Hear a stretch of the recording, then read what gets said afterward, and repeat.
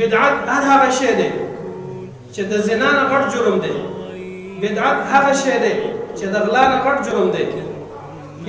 بدعت هغه شی دی چې هغه یو مسلمان غیبت کول، بدنامي پسې لګول، د دې نه غټ جرم بدعت دی. څه مطلب بدعت؟ هر هغه شی چې الله رسول ورته دین نه ویلی ته ورته دین ویلی. کم شی چې د الله د رسول نه ثابت نه وي ته وایې دا ثواب دی. ولې خیر د قرآن تلاوت دی نو څه شی وشو؟ دا بدعت وي په عباداتو کې.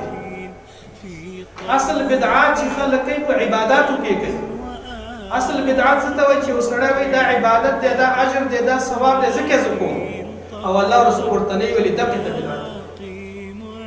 بدعت څه ته وایي؟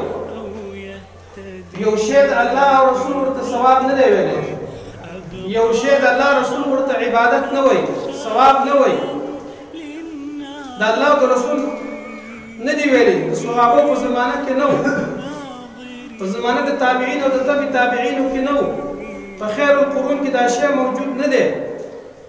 او ته دا کې او وایې چې دا ثواب دی، ته دا کې او وایې دا ثواب دی، دغې ته بدعت. او هغه به څه د قرآن تلاوت، هغه به څه روژه، هغه به څه لمونځ. ماسپښین 4 رکعته فرض دی. که یو سړی د 4 په ځای باندې 5 وکړي ولې سیده سهو کوي؟ خو عبادت دی خیر 5 رکعته دې وشي که ولې سیده سهو کوي؟ خلک وایي که نه وایي دا خو مړه خو دعا ده نو څه شی وشو؟ مړه خو تلاوت دی، خو څه بل څه خو ونه کړل. موږ دا نه وایو چې دا تلاوت تا وکړو ته په تلاوت مجرم شوللی. موږ درته دا وایو چې د الله د نبي نه مخکې شوللی، ته د الله د رسول نه مخکې شوللی. آیا دا عبادت به ستا پوره کړو د رسول الله به پوره وي؟ آیا په دې عباداتو باندې به ستا اهتمام ډېري، تا سره د عبادت قدر به ډېري، په رسول الله سره به ډېري؟